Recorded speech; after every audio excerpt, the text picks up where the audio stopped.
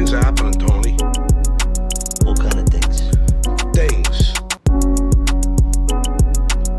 I think I'm getting hooked on these fucking painkillers. I don't know, I feel like someone put the Maloik on me.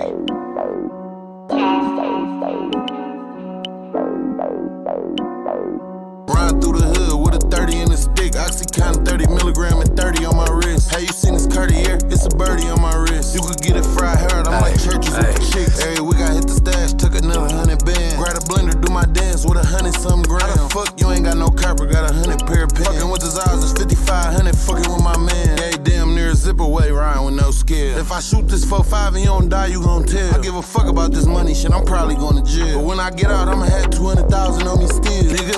Yeah. Alright, I said for you. Oh, you scared to shoot? Give me the cake. I spread for you. Got some white people out of town who be paying double. But I send my runner with the bag and it say you trouble. You wanna talk all this old school bullshit about the rules? Well, here's a rule you might remember. I'm the motherfucking one who calls the shots. And you better pay me the respect